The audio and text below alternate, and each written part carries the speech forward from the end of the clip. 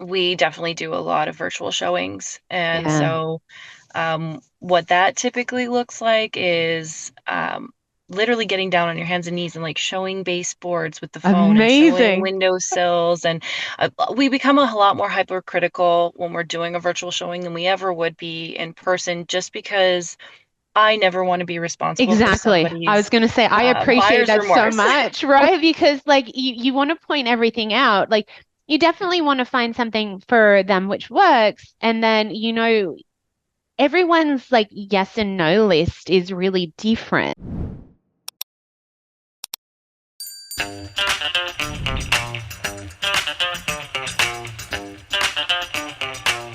Welcome to Real Stories in Real Estate with your host, Denise Laframboise. Real people sharing real stories about their adventures in real estate.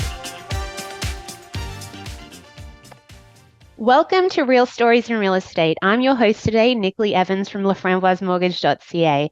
And today I'm joined by Jessica Waiting, who's a real estate agent in Pettawawa in Ontario. And Jessica has a really interesting backstory as to how she got into real estate and also her why as to being in real estate. Thanks so much for being here today, Jessica. It's so great to chat with you. Thank you. Yeah, I'm excited to be here. Amazing. So tell me, a little bit, you had a bit of moving around as a kid. So what was going on for your early years and why you moved around so much? Yeah, so as a kid, my stepdad was military, and Hmm. so moved around all over most of Ontario, but quite a few different places across the country as well. So done lots of military moves myself, and yeah, so as a kid, we had actually lived in Pettawawa for about 6, 7 years. Primarily, we lived in Deep River, which is just, the next town over. Yeah. But yeah, so that was where I considered having grown up as a kid because it was our longest posting. And then we ended up moving out to Saskatchewan, which was a big culture shock Big, and like different. yeah, big Yeah. adventure. Amazing. And I ended up, finishing high school, met my husband, we got married, and then he joined the military. And so then we ended up in Amazing. Edmonton, Alberta for about 5 years, and then we ended up getting posted back. So we've been back in Petawawa now for close to 7 years. Yeah. And yeah, so I took the opportunity when we moved out here to get my license, and I've been doing it for about 6 years now, almost That 6 years. that's so cool. I moved around a lot as a child and teenager as well. Not military, but more of an international company that my stepdad as well coincidentally was involved in. So I can appreciate moving from place to place and what that looks like as an adult, but also as a child, because those formative years when you're in different places and making friends quickly and having to assimilate into different communities is a different experience than someone who's lived in the same place the whole time. And, with military as well, and similar with us, it's not something that you can necessarily plan for.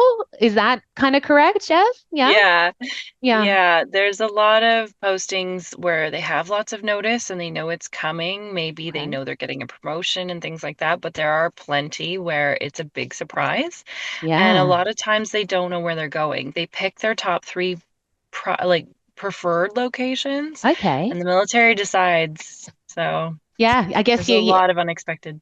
it is, you kind of have to do what you are told, I guess, in the military, and then like it's the whole family. And a lot of people in the military, they're not single people. They do have whole families, and it's an uproot and move that. And in Petawawa, how much of the population is military? It's quite a lot, isn't it there? It is quite a lot. I would say every year, probably about 50% of my clientele is military. Okay. Petawawa itself has a population of about 20,000. Pembroke is about 20,000, so it's about 10 minutes down the road. Hmm. And then Laurentian Valley, which is kind of the rural area surrounding, is another 10 to 15,000. Okay. So yeah, there's quite a bit. I would say I think the base employs about 10,000 Oh, members. that's a big operation. It's Yeah. big. It's the biggest base in Canada. And then on Amazing. top of that, we also have CNL, which is Canadian Nuclear Laboratories, and they are a big employer in the area as well. So Amazing. So, what's different for families when they're relocating rather than like deciding to move? Like, is it a different process? Like, a lot of your clients come to you like prior to moving and kind of do you have to do virtual showings or what does that look like for Yeah, it's you? a very different process. Yeah. Yeah, so there's a company called BGRS, which kind of orchestrates and pays for a lot of the moves. So you have Yeah. to be on top of what their allowances are, what their coverages are, how they can claim things. But basically, the military will give them an HHT, military, everything's an acronym, so a house hunting trip, where they can go to their new destination Yeah. location and they get a week to go look for houses. So everything basically happens in that week. So they typically would reach out to us once they get their posting message. The HHT happens a couple of weeks later. Okay. So they would connect with us and we would kind of say, okay, send us the list of all the properties that you're interested in that are in your price range. And we kind of supply them with some comparables and some listing options. And then they Yeah. give us a list of what they want to see. Yeah. Typically, they would come into the area on the Sunday. Monday, Tuesday, you're just looking at houses. Sometimes we're looking at 10 to 15 a day. Wow, that's a It's lot. intense. It can be really intense. Yeah. Um, and then from there, we say, okay, if you loved something, we put Yeah. an offer in usually the Tuesday evening. Hopefully it gets negotiated, accepted right away. And then you have Wednesday, Thursday to try and book your home inspection so you can be present for that. And Wow. then conditions typically would be firmed up within a week, and they have to go home again that weekend. Yeah. So it's a lot. It's a Wow, lot what a going on. gauntlet to run. Like that Yeah. is like home buying, like so condensed down and Yeah. happening as quickly as possible. How interesting, because like generally speaking, for someone who's like looking for a new home, they kind of take their time, they get their pre-approval, they like kind of Yeah. take a browse online, maybe shoot you over some things they want to look at, but that's a whole different experience. And was that what it like? I know you were a child when you were moving, but was that what it was like when you were kids as well? Like, Yeah, yeah. So that amazing. timeline has always kind of been the same. Okay. And it's a little different depending on how far you are from your new location. Like if you're in Ottawa and you're moving to Pettawawa, they don't give you a whole week. But Right. if, it's province to province or, all the way across the country, yeah, that is typically what it looks like for most people. And Yeah. there's some things that have changed, but yeah, that is typical. A big thing that's changed more in recent years is all members used to move at the same time. Oh my So, goodness. so yeah, so the day where you have to report at your new location Yeah. usually would be mid-July, so July 15th.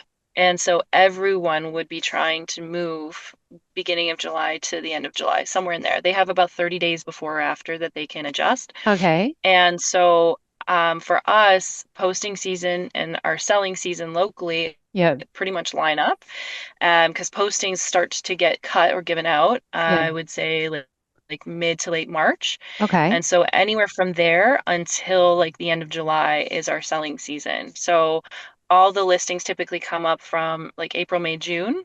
And Yeah. then July and August are typically like when everything closes. So it's pretty intense. We do the bulk of our yearly business happens in that time frame, and the vast majority of the listings and buying and selling that happens in our area happens in those months. Like this is like so different than most markets, and so Yeah. that would be why it's really important to work with someone who has experience in this kind of thing, Jessica. Yeah, I think that you told me that you're on your sixth year of doing this, so I'm guessing that your process gets sharper and sharper each year, and you're like, know what's happening, so got to Yeah, be organized for that, absolutely. right? Absolutely. And so what's different now is that the military is now starting to stagger the postings. How And kind. because Yeah. my husband's military, so I, Hmm. I have that connection. But I also volunteer at the MFS Cool. and the MFRC, which again, the acronym, sorry, is just like Always. Military Family Services. Oh, that's So so we, good. Yeah. Staying yeah, so we connected with know everyone. when Yeah. there's big changes, they tend to inform us and things like that. So now the postings they're staggering them out a little bit more, just because that's a lot to have happen all at once, and it's very hard on like moving companies and things like that. So Oh, they're trying absolutely. to drag them out a little bit more. Um, but yeah, it still typically happens in those months. And what's happened for us is during COVID, obviously everything changed for Mm, everybody. And now we've really honed in our virtual showings, because if yeah. you don't find something that you love during your house hunting trip, and you still need to buy a home, or you still need to find a rental, Yeah. um, we definitely do a lot of virtual showings. And Yeah. so what that typically looks like is literally getting down on your hands and knees and like showing baseboards with the phone and showing Amazing. windowsills. And we become a lot more hypercritical when we're doing a virtual showing than we ever would be in person, just because I never want to be responsible for Exactly. I was somebody's going to say, I appreciate buyer's that so remorse. much, right? Because like you want to point everything out. Like you definitely want to find something for them which works. And then, everyone's like yes and no list is really different. So Yeah, I like the intake, I'm sure you're like, okay, specifically about like these different things which perhaps for you wouldn't be a make or break, but for your clients, like when you have that longer lead time, which is more realistic when people are just deciding to move rather than having to move, it's a really different process. So that's so interesting to me. And yeah, as I said, like I had to move a lot as well.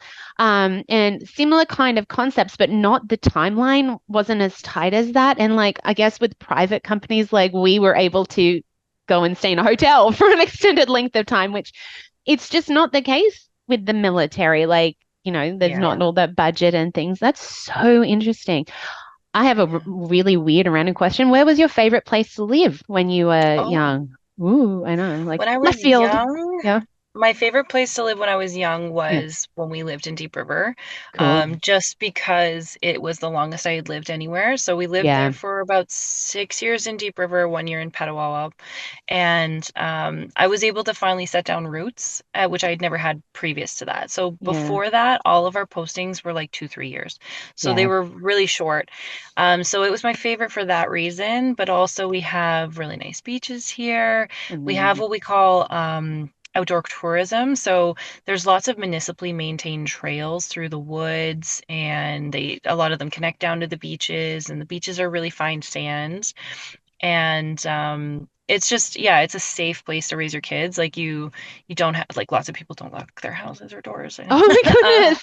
It's yeah, like yeah. it's That's so really nice. safe and nice that Yeah. way. And then as an adult, my favorite was Edmonton. Cool. It's about the size of Ottawa, Okay. but it's a younger city. Everything had been built up and up and up for years because of all the oil money that was there. Yeah. And so it just grew year over year for over a decade. And it had a lot of resources. It had a lot of things for kids. It had a lot of things for young adults to do. Like there was a million activities, Yeah. and we really enjoyed living there. Yeah. Well, I love that you're talking about when you have clients that are moving there, you're not just the real estate agent, which obviously is your major function, but the fact that you're volunteering with all these different organizations which really do help the assimilation process because in addition to finding someone a home, like I know that when people are reposted, they often will have people that they know they're already just from other postings and stuff, but it's that added level of support that you offer, like having those things and knowing that the trails and the beaches is so important for people when they're really relocating, especially because it is a tight timeline.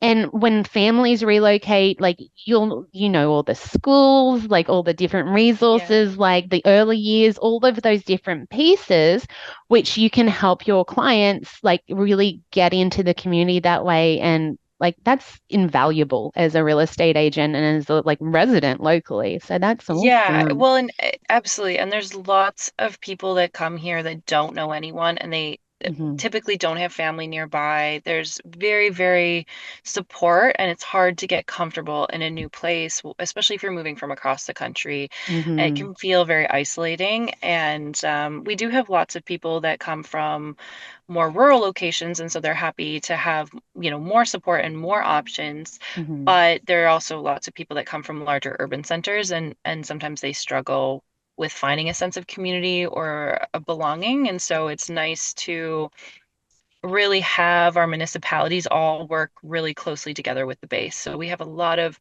family friendly free festivals like multiple times a year that are a collaboration. And so just being able to educate people on those things and show them where they could go to meet people, how they could become and feel part of the community is really great. But like the schools here are all tied into the military family resources as well, because it affects so much of the population.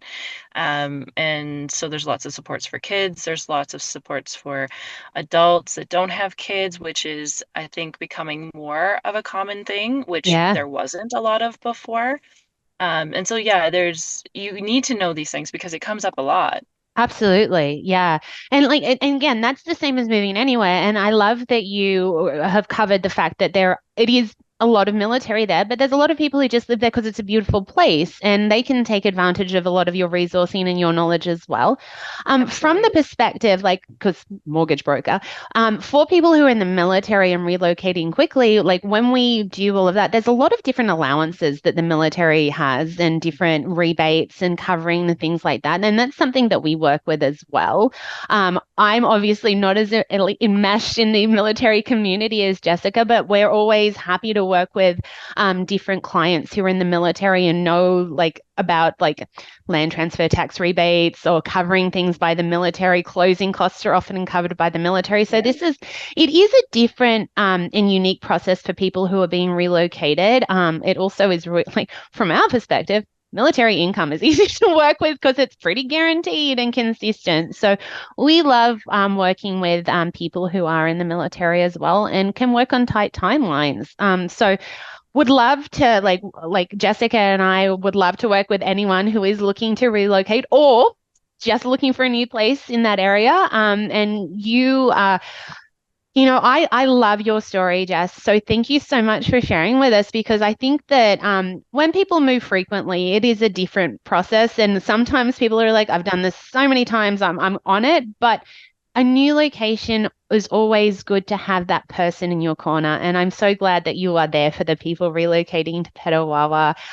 So thank you so much for joining me today, Jess. It was wonderful. You are an absolute wealth of knowledge. And I know all your clients appreciate that.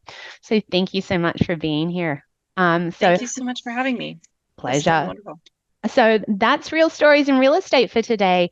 You can find the podcast anywhere that you find podcasts. So on to the next one. See you soon. Bye.